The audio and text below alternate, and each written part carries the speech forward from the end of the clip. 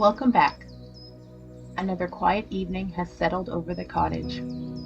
Beyond the garden gate, another story is waiting among the forest, fields, and hidden corners of the cottage lands.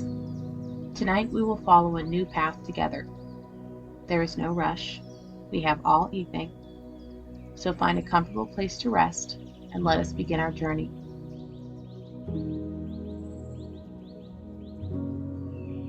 Winter had been a gentle guest this year. Snow had come and gone in soft waves, frosting the cottage roof and blanketing the gardens before gradually retreating once more. The ponds had frozen and thawed. The trees had rested beneath pale skies. The forest creatures had spent long evenings tucked away in warm dens, burrows, and nests, while cold winds wandered through the sleeping woods. Now, however, something has begun to change. Spring, as it often does, arrived quietly. The first signs appeared so subtly that many people would have overlooked them entirely. A patch of snow lingering beneath the stone wall seemed slightly smaller than it had been the day before. A stream that had spent much of winter sleeping beneath ice now whispered softly through the forest once again. Tiny green shoots emerged from the earth in places where only bare soil had rested a week earlier. The world was waking up. As though nature itself had stretched beneath a warm blanket and finally decided it was time to rise. Earlier that afternoon, while tending to a few chores around the cottage, something unusual appeared. The object rested near the edge of the garden path, partially hidden among last year's dried grass. A tiny white flower no larger than a coin. Its petals were delicate and its stem was slender, and yet somehow it had managed to push its way through the cold earth while winter still lingered around it. The first bloom of spring had arrived. There would be thousands more in the weeks ahead, of course. The meadows would eventually fill with wildflowers. Blossoms would appear throughout the orchard. Gardens would burst with color. Yet there was something special about the first one. It felt like a promise. A quiet reminder that growth was already happening, even when it was difficult to see. How had it known when to emerge? How had it known winter was ending? The flower had received no calendar, and yet somehow it had trusted that the season was changing. The air felt different tonight. Winter's chill had not disappeared entirely, but it had softened. The breeze carried the scent of damp earth and fresh moss rather than snow and frost. Above, the stars shone clearly between drifting clouds, and the moon hung low over the forest. And somewhere beyond the orchard, an owl called softly from among the trees. Everything felt calm and expectant, as though the cottage lands were preparing for something wonderful.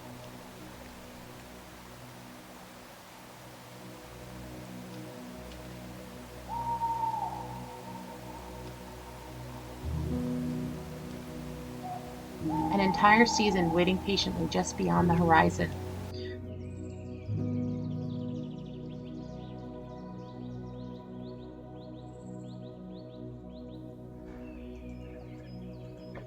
Let's descend the porch steps and follow the garden path towards the old stone wall at the edge of the property.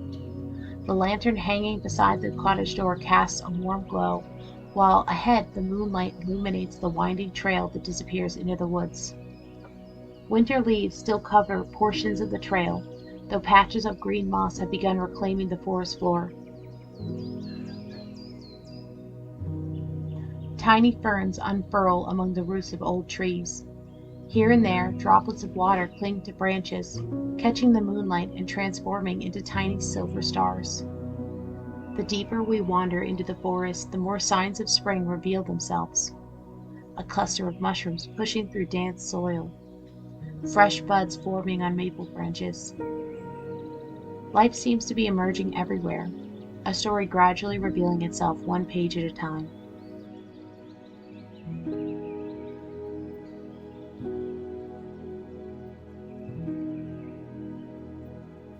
Ahead, in a clearing, stands the remains of an enormous old oak tree.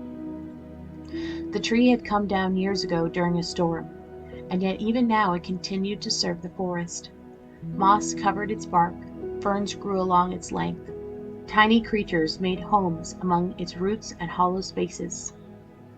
Winter often felt quiet and still, but spring feels alive, and beneath it all exists a gentle sense of movement, as though countless living things have quietly begun their work once again. For a moment, a tiny light drifted silently between the trees before vanishing beneath a stand of young birches, leaving the clearing exactly as it had been only seconds before. After a minute, another appeared, then a third. One by one, tiny lanterns began awakening through the woods. Some floated low, above the moss, some drifted among the ferns. A few wandered high between the branches, their lights blinking softly as though the stars themselves had descended into the forest for an evening stroll. The sight never fails to feel magical. Magical in the way that spring often feels magical. The kind of magic that exists simply because the world is full of beautiful things.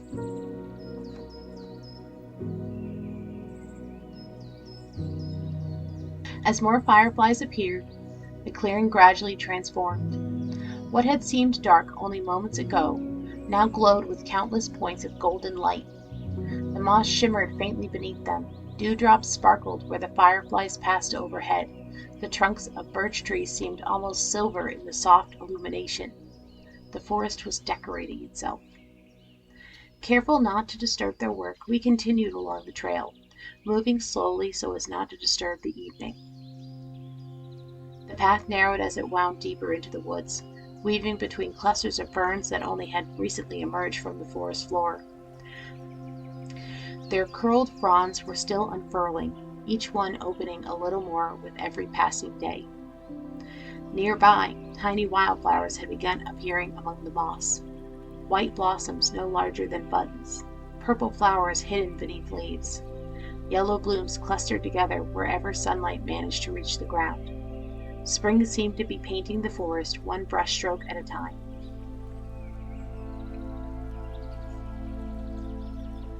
The fireflies float ahead, never quite leading and never quite following. They simply drift through the trees as though they have all the time in the world. Perhaps they did. The forest certainly seems unconcerned with schedules. The trees do not rush to grow their leaves. The flowers do not compete to bloom first. Even the stream flows at its own pace, winding patiently through the woods exactly as it has for years. It's a comforting thought. Many things in life seem to demand urgency, but the forest rarely does. As we walk, we begin noticing other signs that spring's arrival has awakened more than just flowers and fireflies. A squirrel darts across a branch overhead carrying fresh nesting material. A pair of rabbits emerge from beneath a thicket, their ears twitching as they explore the newly greening meadow beyond. Everywhere we look, life is beginning again. Winter had been a season for resting. Spring is a season for growing. The trail eventually leads to a small rise overlooking a meadow. The grass has not yet fully returned. Patches of last year's golden stems still sway in the breeze, mingling with the first bright green shoots of the new season.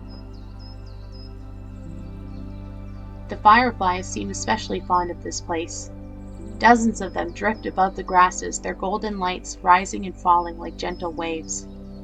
There is something soothing about their movement.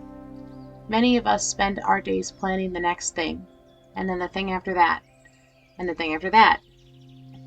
We focus on the next week, the next month, the next season. Yet the fireflies seem perfectly content with the present moment.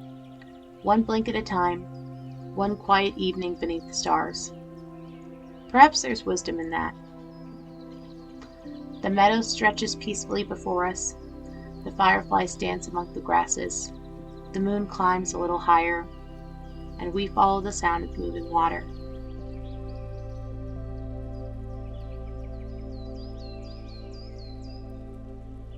Following the noise, we cross the meadow and discover a narrow stream. Moonlight reflects upon its surface while tiny currents carry fallen leaves downstream. Fresh moss lines its banks. Small stones glisten beneath the water. The stream looks awake. It has spent months dreaming beneath the ice and is finally stretching its limbs after a long sleep. The forest seems content to continue its evening without asking anything of us. The stream flows steadily over smooth stones. The meadow sways gently beneath the breeze. Fireflies drift among the grasses like tiny floating lanterns, their golden lights blinking softly against the deepening blue of the night. Everything feels wonderfully alive, in the quiet manner of a garden before dawn or a forest just after rainfall, when every living thing is busy growing even if no one can see it happening. We'll take a different path home. A narrow path along the opposite side of the stream, nestled between two clusters of ferns.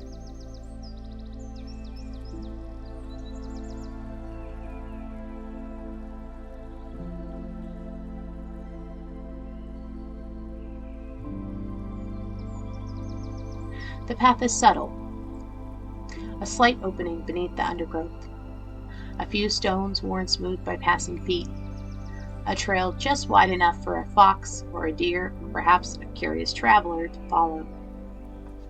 The sort of path that seems to appear only when someone was willing to slow down enough to see it. The fireflies appear to approve of the discovery. Several drift towards the opening, their lights flickering gently among the shadows as though offering a quiet invitation. No matter how many times we wander the forest, there always seems to be another trail waiting to be discovered. Crossing the stream by way of a few broad stepping stones, we follow the hidden path into the woods. The forest feels different here, older. The trees grow close together, their branches weaving overhead to form a natural canopy through which moonlight filters into scattered patches. Moss covers nearly every surface. Ferns spread across the forest floor in great green blankets, while fallen logs rest comfortably among clusters of mushrooms and wildflowers. The deeper we walk, the quieter the world becomes. Even the breeze seems hushed. The path curves gently around a cluster of ancient boulders before descending into a small hollow hidden among the trees. The trees surrounding the hollow are unlike any others nearby. They stand in a perfect circle, their trunks wide and sturdy, their branches arching overhead as though sheltering the space beneath them. Young leaves have begun appearing upon their limbs, creating a canopy of pale green, illuminated by moonlight and firefly glow alike. In the center of the grove stands a single ancient stone. It's broad and flat, covered in moss and lichen, and surrounded by clusters of tiny white flowers. We are not alone in the clearing. A rabbit sits quietly near the edge of the clearing. A family of mice peek out from beneath a fallen root. A fox rests beneath a patch of ferns. Even several birds remain awake past their usual bedtime, perched comfortably upon low branches overlooking the grove. None of them seem startled by our presence. In fact, they seem far more interested in the grove itself, as though they are all waiting for something. We settle onto a moss-covered stone near the edge of the clearing and decide to wait as well. The forest has a way of rewarding patience. One by one, fireflies drift into the grove. Just a few, then dozens more than hundreds. They gather among the branches overhead, filling the air with soft golden light. The grove brightens gradually. The glow spreads through the clearing until every leaf, flower, and stone seems touched by warm golden light. Before long, the grove resembles a great living lantern hidden deep within the forest. The grove continues glowing around us, and somewhere overhead, the moon shines through the newly emerging leaves. For a time, it feels as though the entire forest is breathing together. Even the soil beneath our feet. Everything is connected. Everything is growing. Everything participating in the quiet miracle of another spring. Eventually, the fireflies begin drifting away, the golden lights slowly scattering among the trees until only a handful remain within the grove. The animals return to their evening routines as well. Soon the grove was peaceful once more, yet did not feel empty but fulfilled. It had completed a tradition older than memory. At last we rise and begin making our way back towards the cottage. The hidden path seems easier to follow now. Behind us, the grove settles into silence. Ahead, you can make out the faint light of the cottage window. And all around us, spring continues its patient work beneath the stars, quietly transforming the world one small wonder at a time. The lantern in the cottage window glows softly through the trees, appearing and disappearing as the forest path winds its way between trunks and branches. We follow it at an unhurried pace. There's no reason to rush home. The evening is still young by the standards of the forest, and the woods seem content to linger in their quiet spring awakening for a while longer. Orchard lays the vegetable garden. The beds have been prepared weeks earlier in anticipation of the growing season. Some already hold rows of seedlings protected beneath simple covers, while others wait patiently for warmer days. In the moonlight, the garden looks peaceful, simply resting between one season and the next. A place becoming, a destination reached, a problem solved, a goal accomplished. The cottage land seems to understand growth differently. Perhaps growth is not about becoming something entirely new. Perhaps it is simply about becoming a little more yourself with each passing season. The cottage stands waiting at the end of the garden path, golden light spilling from its windows. The porch swing moves gently in the breeze. A climbing rose, still bare from winter, stretches along the railing and awaits warmer days. The forest stands dark and peaceful beyond the stone wall. The orchard rests beneath the moon. The garden sleeps quietly beneath the stars, and somewhere out there, hidden among the trees, the grove continues its silent celebration of spring. The sight fills us with a sense of gratitude difficult to put into words. Simply gratitude for being present to witness it all.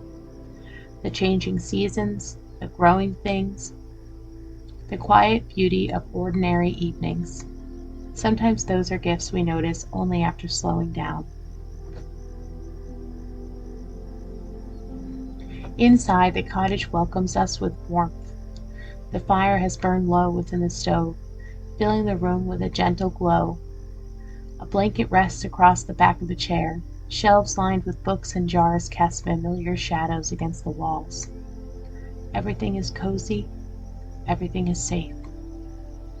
The sort of place where one can finally set down the concerns of the day and allow them to rest until morning. Outside, the flowers continue growing beneath the soil, and the trees continue preparing their leaves. The entire world seems to be quietly becoming what it is meant to become. And the remarkable thing is that much of this work will continue while everyone sleeps. The seeds will not stop growing, the roots will not stop reaching deeper into the earth. The buds will not pause their slow unfurling. Nature understands something that people often forget. Rest is not the opposite of growth. Rest is part of growth.